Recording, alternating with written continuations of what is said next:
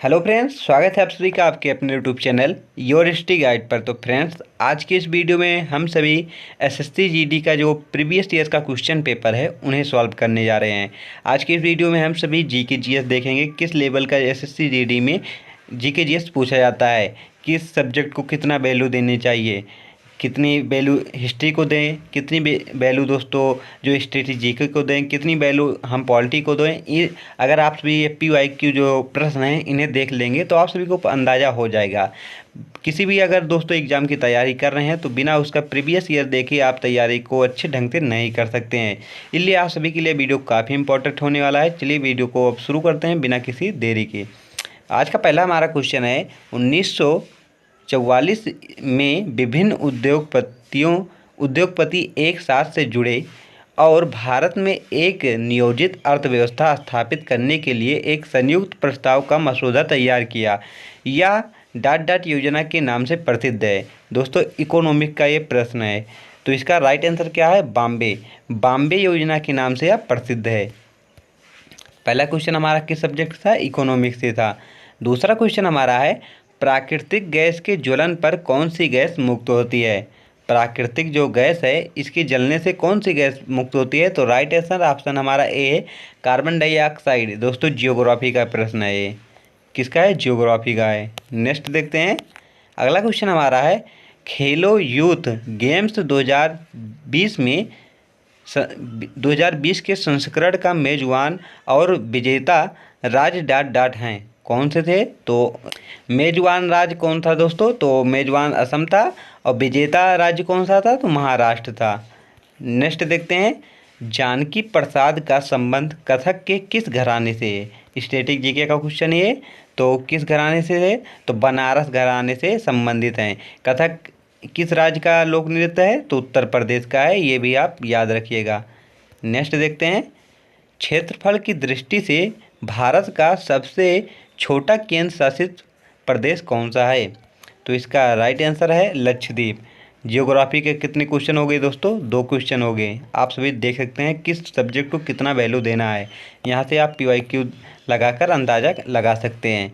भारत में कौन सा कार्यक्रम ग्रामीण और शहरी क्षेत्रों में रियायती मूल्यों पर खाद्यान्न और अन्य आवश्यक वस्तुएं प्रदान करता है?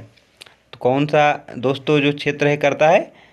तो सामाजिक वितरण प्रणाली के द्वारा होता है। क्वेश्चन एक बार फिर से देख लें। भारत में कौन सा कार्यक्रम ग्रामीण और शहरी क्षेत्रों में रियायती मूल्यों पर खाद्यान्न और अन्य आवश्यक वस्तुएं प्रदान करता है? तो कौन करता है? सार्वजनिक वितरण प्रणाली करता है। नेक्स्ट देखते हैं। भारत के संसदीय स्वरूप को डॉट मॉडल के रूप में भी जाना जाता है। पॉलिटी का क्वेश्चन आ गया।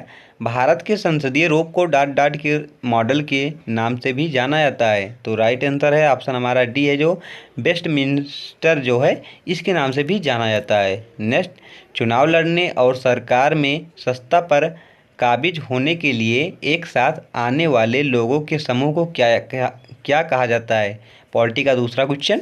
तो राइट आंसर ऑप्शन हमारा बी है, राजनीति दल कहा जाता है। नेक्स्ट, डॉट के अंतर्गत सितंबर 2022 में आवासन और शहरी कार्य मंत्रालय द्वारा पेयजल सर्वेक्षण शुरू किया गया।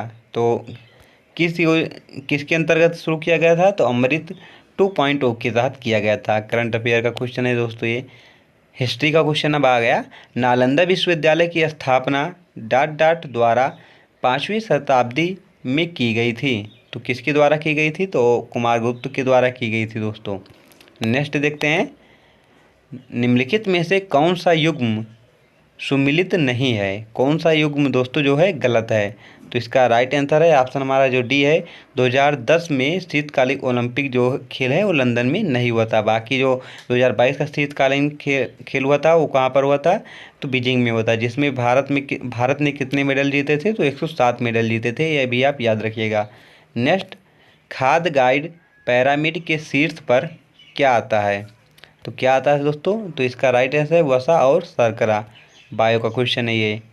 निम्नलिखित में से किसे दिल्ली सरकार द्वारा परिषद सम्मान प्राप्त हुआ है? तो किसे प्राप्त हुआ है? तो इसका राइट आंसर ऑप्शन हमारा जो बी है, सोवना नारायण जी को प्राप्त हुआ है। नेक्स्ट, हाल ही में प्रकाशित पुस्तक मैडम सर निम्नलिखित में से किस महिला आईपीएस अधिकारी की कहानी है? तो किसकी कहानी है? तो इसका राइट आंसर है ऑप्शन हमारा बी है, मंजरी जुरूहर जो हैं इनकी कहानी है।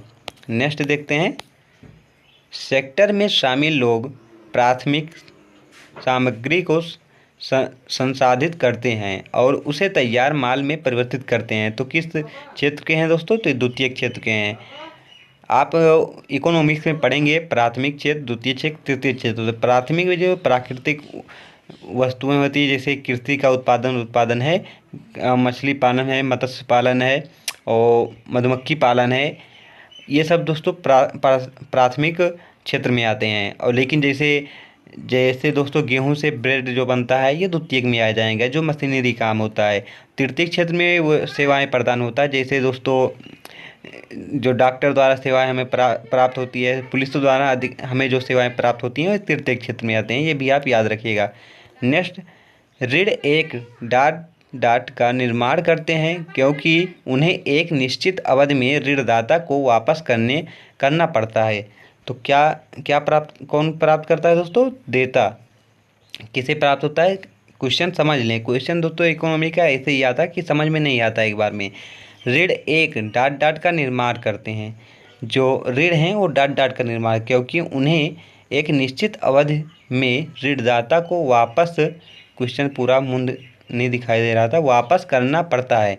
तो क्या करना पड़ता है? तो किसे? तो दोस्तों देता को। नेक्स्ट देखते हैं, गणगौर महोत्सव देवी डाट के सम्मान में अधिकांशतः राजस्थान की महिलाओं द्वारा मनाया जाता है। तो किस देवी के उपलक्ष्य में मनाया जाता है? तो पार्वती के। गणगौर महोत्सव देवी पार्वती के सम्मान में अधिकांशतः राजस्थान की महिलाओं द्वारा मनाया जाता है। किस देवी के? तो पार्वती के। ये भी आप याद रखिएगा। नेक्स्ट, नवंबर 2022 तक की स्थिति के अनुसार निम्नलिखित में से कौन लक्षद्वीप भारत के प्रशासक हैं? तो इसका राइट आंसर है दोस्तों जो है ऑप्शन हमारा बी है, प्रफुल्ल पटेल जी हैं। नेक्स्ट, एल नीनो एक ऐसी घटना है जिसमें हर 2 से 5 साल में तट से गुजरने वाली ठंडी धारा के स्थान पर गर्म महासागरीय धारा बहती है। तो इसका राइट आंसर है पेरू की तट से दोस्तों एक गुजरती है। नेक्स्ट, 1905 में बंगाल के विभाजन के लिए अंग्रेजों द्वारा निम्नलिखित में से कौन सा मुख्य तर्क प्रस्तुत किया गया था? अंग्रेजों ने क्या कहकर बंगाल का विभाजन किया था? तो राइट आंसर है, वो बोले थे प्रशासनिक असुविधा हो रही है हमें। बंगाल जो राज था वो बड़ा था काफ़ी, तो वो बोल रहे थे कि हमें यहाँ पर दोनों जब एक हैं तो हमें प्रशासनिक असुविधा हो रही है, यहाँ पर हम संतुलन नहीं बना पा रहे हैं।